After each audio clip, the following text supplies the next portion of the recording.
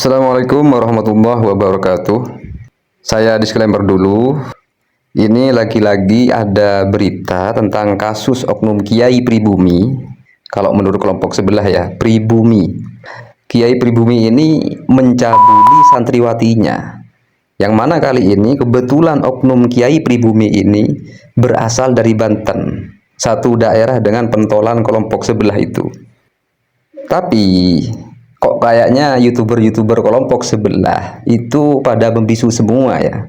Gak ada yang heboh dengan membuat konten untuk mengkritik perilaku oknum Kiai Pribumi tersebut. Gak seperti kalau misalnya ada Habib yang melakukan perbuatan tidak terpuji seperti itu, maka biasanya kalau ada Habib berbuat serendah itu, langsung youtuber-youtuber mereka serentak membuat konten yang isinya keras dan nyinyir terhadap oknum Habib tersebut, yang otomatis perbuatan oknum tersebut dijadikan sebagai amunisi untuk menjatuhkan semua habaib. Juga seperti biasa dikaitkan dengan tersambung tidaknya nasab habaib. Malah kalau perlu, gara-gara perbuatan beberapa oknum Habib yang dianggap menyimpang, maka oleh mereka 99% habaib divonis buruk semua, di framing sesat semua 99%. Sebenarnya kalau mau berpikir waras, adalah fakta yang tidak bisa dibantah bahwa setiap suku, ras, dan golongan itu mesti ada oknumnya. Mesti ada saja perilaku oknumnya yang menyimpang. Dan siapapun yang berkompeten untuk mengkritik, maka ia layak mengkritik. Tapi kok beda ya bagi kelompok sebelah?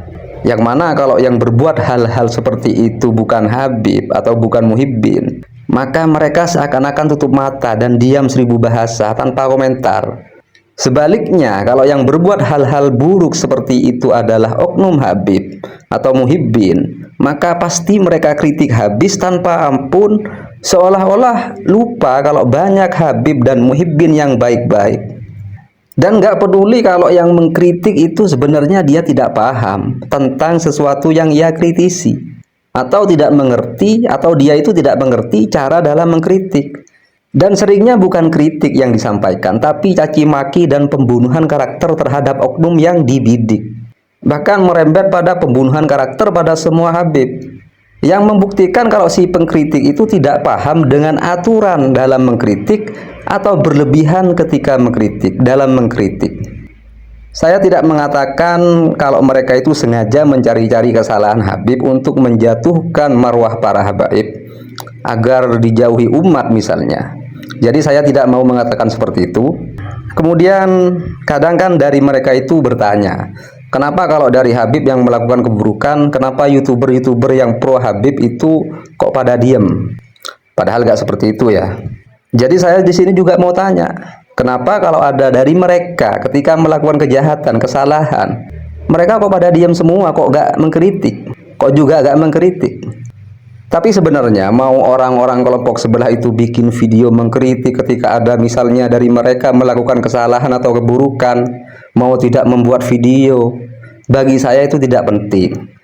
Yang penting di sini adalah masih ada dari pihak manapun yang melakukan amar ma'ruf nahi mungkar, atau mengajak pada kebaikan dan mencegah dari kemungkaran, atau melarang orang lain berbuat kemaksiatan dan menegur atau mengkritik orang lain yang melakukan kesalahan atau kejahatan. Itu yang penting, ya minimal dengan hati ya. Minimal beramar ma'ruf nahi mungkar dengan hati, sesuai dengan tahapan dalam amar ma'ruf dan nahi mungkar itu sendiri. Ini yang penting menurut saya dalam rangka amar ma'ruf nahi mungkar itu. Karena brand umat Islam sebagai umat yang terbaik adalah dengan beramar ma'ruf dan bernahi mungkar dan beriman kepada Allah tentunya. Sebagaimana dalam ayat kuntum khaira ummatin ukhrijat linnasi ta'muruna bil ma'rufi wa tanhauna 'anil munkari wa tu'minuna billah. Al-ayah. Jadi itu tadi disclaimer saya. Maksud saya dalam konten ini adalah kalau berbicara mengenai amar ma'ruf dan nahi mungkar, tentu tidak pandang bulu. Siapapun yang berbuat salah, ya kita salahkan. Mau dari orang di kelompok sendiri, keluarga sendiri, sesama pribumi sendiri, itu tetap kita berhak beramar ma'ruf dan nahi mungkar. Tapi tentunya sesuai dengan kemampuan dan sesuai dengan aturannya. Dan amar ma'ruf nahi mungkar itu tidak wajib bagi semua orang. Artinya hukum amar ma'ruf nahi mungkar adalah fardu kifayah, kewajiban yang kolektif bagi umat Islam. Jadi misalnya kalau sudah ada yang mengingatkan ketika ada orang yang melakukan pelanggaran terhadap hukum agama, maka kewajiban amar ma'ruf nahi mungkar itu gugur atas yang lain. Dan amar ma'ruf nahi mungkar itu ada strateginya tentunya. Ini sebagaimana keterangan di kitab karya Syekh Nawawi Banten, yaitu kitab Tafsir Marah Labid, mengenai surat Ali Imran ayat 104. Jadi redaksinya begini: wa hadhil umur min furudil kifayati li'annaha la taliku illa minal alimi bil hali wa siyasatin nasi hatta la yuqi al ma'mur awil manhi fi ziyadatil fujur fa innal jahila rubbama da'a ilal batil wa amara bil munkar wa naha 'anil ma'ruf wa qad yulizu fi mawdi'il lini wa yalinu fi mawdi'il ghildah.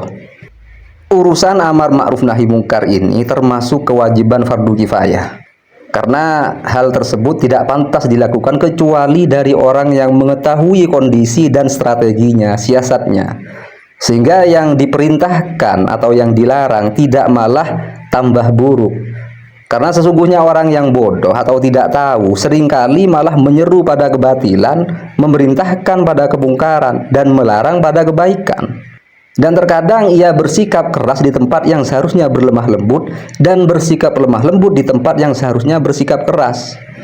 Maka di sini jelas bahwa selain amar ma'ruf nahi mungkar itu merupakan fardu kifayah hukumnya, orang yang mau beramar ma'ruf dan nahi mungkar itu mesti orang yang paham betul dengan situasi dan kondisi, serta paham betul dengan strategi atau siasat ketika beramar ma'ruf dan bernahi mungkar, agar tidak menjadi kebalikannya, yaitu malah mengajak pada keburukan dan melarang pada kebaikan, atau bersikap keras di tempat yang seharusnya kalem, lemah lembut, dan bersikap lemah lembut di tempat yang seharusnya keras, sebagaimana yang dilakukan oleh orang-orang yang bodoh, orang-orang yang tidak mengerti.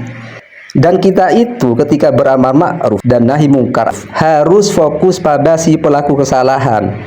Jangan malah yang tidak ikut berbuat salah juga di framing salah. Jangan. Jadi garis besarnya di sini hukum amar ma'ruf dan nahi mungkar adalah fardu kifayah, dan yang melakukannya itu harus orang yang mengetahui keadaan dan strateginya, siasatnya. Cuma kalau mampu beramar ma'ruf dan nahi mungkar dengan tangan atau kemampuan atau kekuasaan, maka ini merupakan amar ma'ruf nahi mungkar yang hukumnya fardu ain dan wajib dilakukan dengan segera, al wajib alal faur, bagi yang memang memiliki kemampuan untuk itu. Jadi itu yang bisa saya sampaikan, kurang lebihnya saya mohon maaf. Wallahul muwaffiq ila aqwamit thoriq. Assalamualaikum warahmatullahi wabarakatuh.